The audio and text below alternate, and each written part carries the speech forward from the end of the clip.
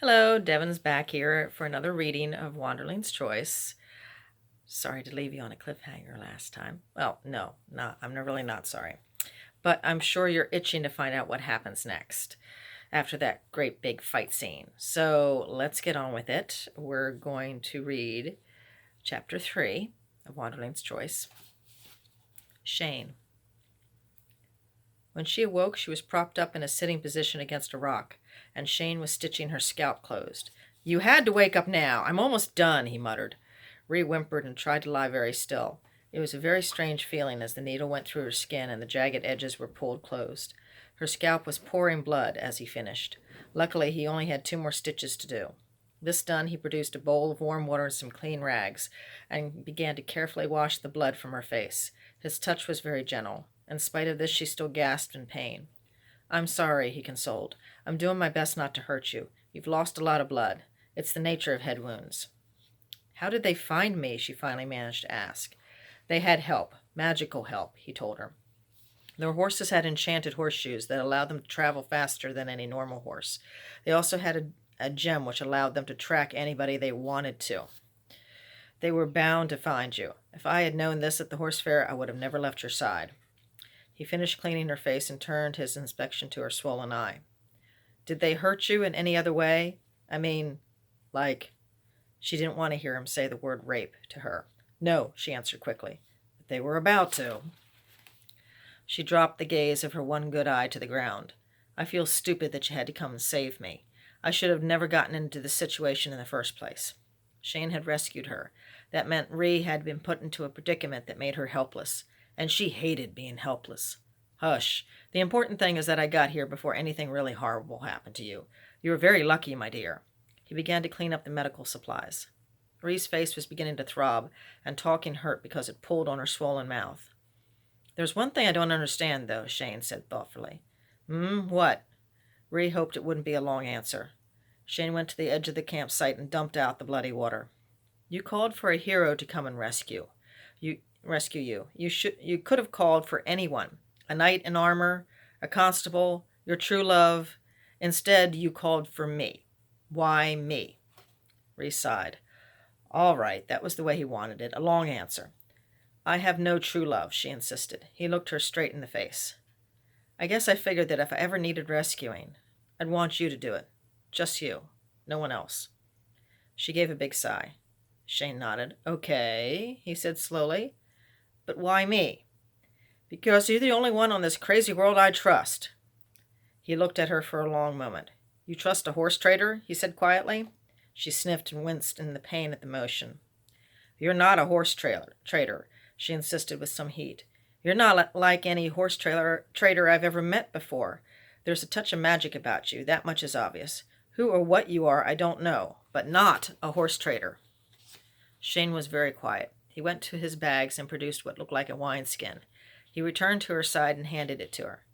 "It's not water," he told her. "Take a couple swigs of this and it will help you to heal and take care of some of the pain." She did as he bid. The liquid burned like a hot fire going down her throat. "You're too hurt to travel much," he continued. "We'll stay here until you've healed up. It's safe enough here now." She almost laughed. "You're to be my nurse?" Shane smiled. It was an easy, true smile. "I have time, and I don't mind," he replied. She wondered if she had broken down enough defenses to get him to talk.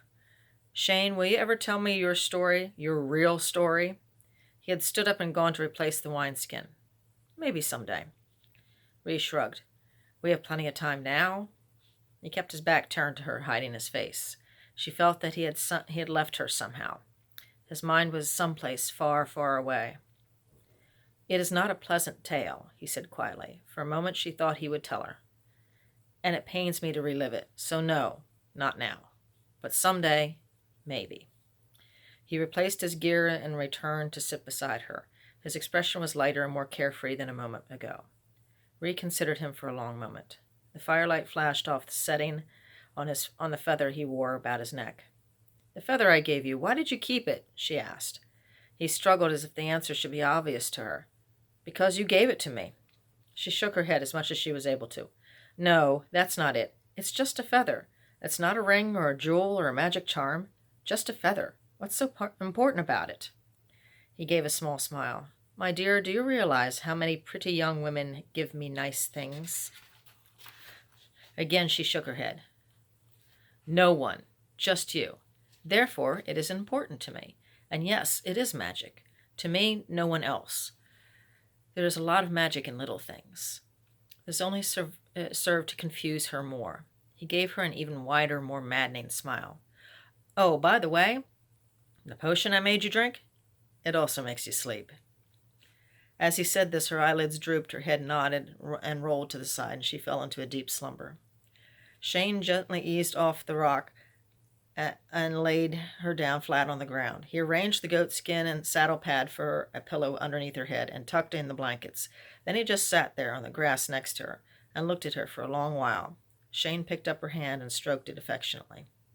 I wonder, are you the one? He stroked the uninjured side of her face once. I want you to be the one. He toyed with the feather he wore around his neck. And then he picked up the small silver medallion she wore. He flipped it over and read the inscription. His expression was blank. Why have you wormed your way into my heart, little lass, when no other woman has? He heaved a heavy sigh, one full of memories and disappointments, dreams and despair. He released her hand and tucked the covers in about her. Then he peered closely into her sleeping face. Save me, Rihanna. He spoke to her, softly to her. Shane bent low and kissed her tenderly on the forehead. Then he returned to his own bedroll across the campfire and closer to the horses. Reese slept long and hard, thanks to the effects of the potion. She woke late in the day when the sun had dipped low on the horizon. She saw no sign of Shane. She sat up and looked about. Somehow it didn't feel like he had left her. The fire was blazing, and an iron pot had been set to boil over it. Falcon had been released from his bonds and looked much better, if somewhat subdued and in indisposition. The robbers' horses looked like they were coming back to life again. They were grazing contentedly on their picket line. Slowly, carefully, Marie got to her feet. Her head throbbed a little, but it was nothing like the day before. The swelling over her eye was going down, and she could actually see some out of it. She bet it looked a sight. Marie was glad she didn't have a mirror. Where has Shane gone? She wondered. She wandered about the campsite a bit, looking for him. She heard the trickle of a stream and followed the sound, and there she found Shane. He was barefoot, stripped to his waist, and standing knee-deep in the stream. His upper half was covered in dirt. She knew she shouldn't have spied on him, but she watched anyway as he scrubbed the dirt from his arms and chest. He splashed himself liberally with the icy water, then dunked his head and shook it through his hair.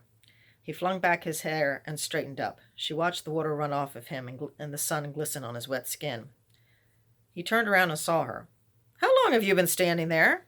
She blushed, embarrassed, and turned away. She didn't answer. She just made her way back to the camp. She heard him mutter behind her. You're definitely a farm girl. Good thing I didn't come out of my breeches. Her face got hotter. And then she stubbed her toe on something and stumbled. Hey, should you be walking around just yet? He called out to her, and she heard him come splashing out of the stream after her. But Ree couldn't move. She could only stare at what was before her and tremble. Her body had suddenly gone ice cold. There were 5 mounds of newly turned earth before her. 5 graves. Ray suddenly realized why Shane was bathing in the stream, to wash off all the grave dirt. She heard him come up behind her and stop. I had to do something with the bodies, not just leave them here for the crows to pick at. Bodies, repeated Ree. They're bodies now. Just bodies. The tone of her voice frightened Shane. He took hold of her arm. Come, lass. You've no need to tarry here. Let's get you back to the fire and get some warm food into you. He helped her back to her feet. Numbly she allowed him to guide her back to the camp. He sat down on a stump nearest the fire and wrapped her cloak around her because she had gone white with shock. Ree? Say something, lass.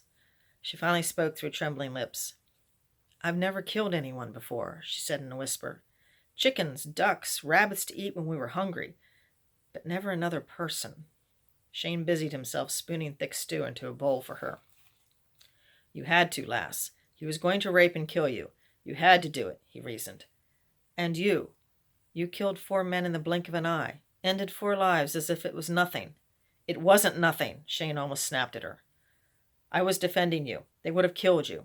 Then he grew quiet and thoughtful. But still, it's never nothing when you kill a person. Whether they deserve it or not, it's never nothing. Ree's haunted eyes searched his face. Her voice was soft and distant. Yes, I know. I'm not questioning. It had to be done. She turned to him. Were those the first men you've ever killed? Or have there been more? This question brought him up cold. No, there have been other incidents like this. I have killed before. They held each other's eyes. Was it always justified? She asked. His eyes dropped in shame.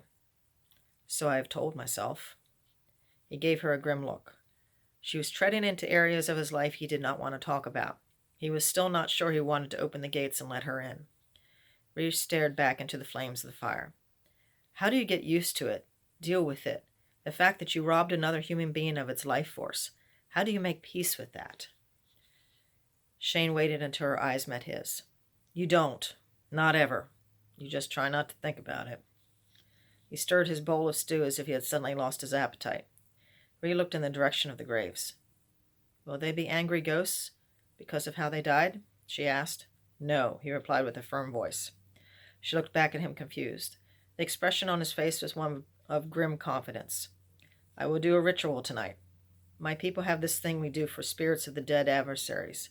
It takes their anger away and makes them rest peaceful. She cocked her head at him like a curious dog. Do you always do this ritual? He sniffed. Well, yeah, bad things happen if I don't. Ree looked at the stew in her bowl and stirred it. She took her first bite. Someday you must tell me about your kinfolk. Shane smiled, and the gloomy atmosphere lifted a bit.